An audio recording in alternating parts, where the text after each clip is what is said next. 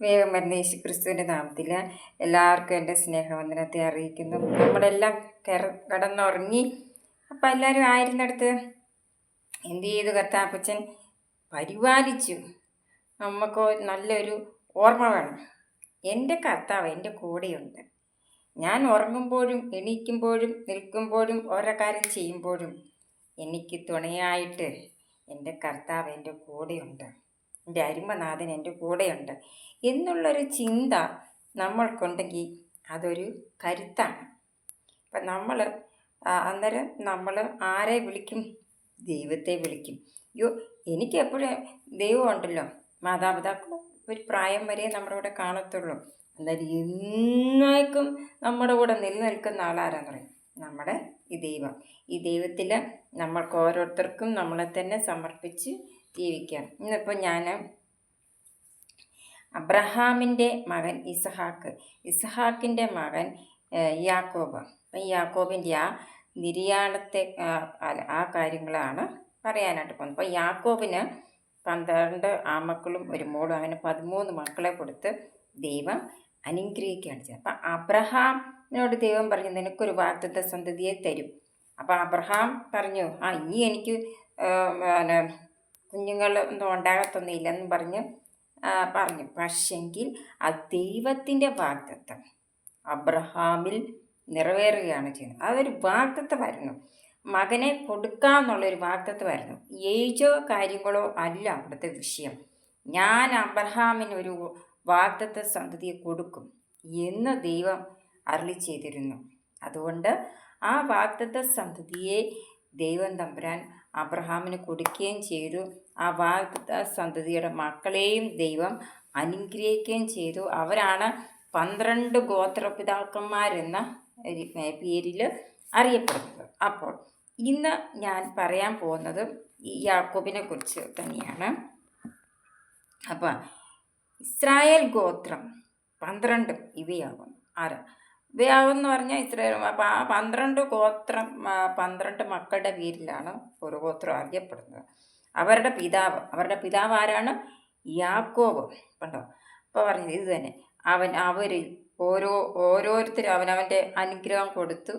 അവരെ അനുഗ്രഹിച്ചു. ദാനെയും ഗാദയെയും ആശ്വരെയും നഫ്താലിയെയും യോസഫിനെയും സിബൂലിനെയും ഇസ്ഹാക്കിനെയും അതേപോലെ എല്ലാവരെയും തന്നെ അവർക്ക് വേണ്ടുന്ന അനുഗ്രഹങ്ങൾ കൊടുത്ത് അവർ ഈ 12 പേരെയും യഹൂദ, ശിമിയോൻ, രൂബേൻ ഇവരെല്ലാം ദൈവം തമ്പുരാൻ അനുഗ്രഹിച്ചതിന് ശേഷം അവൻ അവരോട് ആജ്ഞാപിച്ചു പറഞ്ഞു. അപ്പനാ പറയുന്നത്, ഞാൻ എൻ്റെ ജനത്തോട് ചേരുമ്പോൾ. എന്താ പറഞ്ഞത്? ഞാൻ എൻ്റെ ജനത്തോട് ചേരുമ്പോൾ നിങ്ങൾ ഒരു എബ്രോൻ്റെ നിലത്തിലെ ഒരു ഗുഹയിൽ എൻ്റെ പിതാക്കന്മാർ, അതാണ് ആ ഗുഹയ്ക്ക് പേര് മക്പേല എന്നോട്ടോ, ആ ഗുഹയിൽ എൻ്റെ പിതാക്കന്മാരുടെ അടുക്കൽ എന്നെ അടക്കണം. അപ്പം എൻ്റെ പിതാക്കന്മാരെ എവിടെയാണോ അടക്കിയത് അവിടെ വേണം എന്നെ അടക്കേണ്ടത്. കനാൻ ദേശത്ത് മമ്രയ്ക്ക് സമീപം അബ്രഹാം ഹിത്തിന എഫ്രോനോട് നിലത്തോടു കൂടി ശ്മശാന ഭൂമിയായി ജന്മം വാങ്ങിയ മക്പേല ഉണ്ടോ, മക്പേല എന്ന നിരത്തിലെ ഗുഹയിൽ തന്നെ. അവിടെ അവർ അബ്രഹാമിനെയും അവൻ്റെ ഭാര്യ സാറായെയും ഇസ്ഹാക്കിനെയും അവൻ്റെ ഭാര്യ റിബക്കയെയും അടക്കി. അവിടെ ഞാൻ ലേയും അടക്കി. ആ നിലവും അതിലെ ഗുഹയും ഹിത്യരോട് വിലയ്ക്ക് വാങ്ങിയതാണ്. അതുകൊണ്ട് യാക്കോബ് തൻ്റെ 12 പുത്രന്മാരോടും ആജ്ഞാപിച്ച് പറഞ്ഞതിന് ശേഷം മരിക്കുന്നത് എങ്ങനെയാണെന്നറിയാവോ?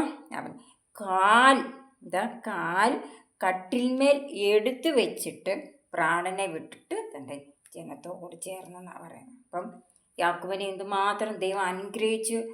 അവൻ്റെ മക്കളെ അനുഗ്രഹിച്ചു. അവൻ്റെ പ്രിയ പുത്രനായ യോസഫിനെ ദൈവം തമ്പുരാൻ എത്ര നല്ല ഉന്നതിയിലാക്കി തീർത്തു. അപ്പം എല്ലാ കാര്യങ്ങളിലും കർത്താവിൻ്റെ കൃപ കുടുംബമായിട്ട് ഉണ്ടായിരുന്നു. അതാണ് തലമുറയായി ദൈവം നമ്മുടെ സങ്കേതമായി കോട്ടയായിരുന്ന് വഴി നടത്തും. മാതാപിതാക്കൾ നിങ്ങൾ കുഞ്ഞുങ്ങളെ അനുഗ്രഹിക്കുകയും കുഞ്ഞുങ്ങളെ സ്നേഹിക്കുകയും ചെയ്താൽ നിങ്ങളുടെ തലമുറയെ ദൈവം അനുഗ്രഹിക്കും, നിങ്ങളെ ജയത്തോടെ നടത്തും. കുഞ്ഞുങ്ങളെ അനുഗ്രഹിച്ച് പ്രാർത്ഥിച്ച് അത് നിങ്ങളുടെ തലമുറ ഏറ്റവും അനുഗ്രഹമായിരിക്കും. അപ്പോൾ എൻ്റെ അമ്മയും അപ്പനും ഒക്കെ എന്നെ നല്ലതായിട്ട് പ്രാർത്ഥിപ്പിക്കാൻ പഠിപ്പിക്കുമായിരുന്നു, പ്രാർത്ഥിക്കുമായിരുന്നു.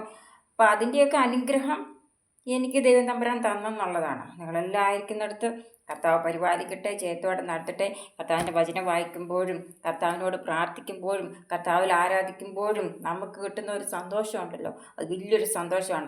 അപ്പനും അമ്മയും മക്കളും മരുമക്കളും കൊച്ചുമക്കളും അടങ്ങുന്ന ഒരു കുടുംബം. ആ കുടുംബത്തിൽ എല്ലാവരും പരസ്പര സ്നേഹത്തോടും സഹകരണത്തോടും സന്തോഷത്തോടും കൂടി ജീവിക്കുമ്പോൾ ആ കുടുംബം ധന്യമായി തീരുവാണ്. അപ്പോൾ ഈ ലോകത്തിൽ തന്നെ നമുക്ക് സന്തോഷമായിട്ട് പോകാൻ സാധിക്കും. ദൈവത്തിനും കൂടെ ആശ്രയിച്ച് ജീവിച്ചു നോക്കിയേ എത്ര മനോഹരമായ രീതിയിൽ നമുക്ക് പോകാൻ സാധിക്കും. നിങ്ങളായിരിക്കുന്നിടത്ത് കർത്താവ് പരിപാലിക്കട്ടെ, ജയത്തോടെ നടത്തട്ടെ. God bless you.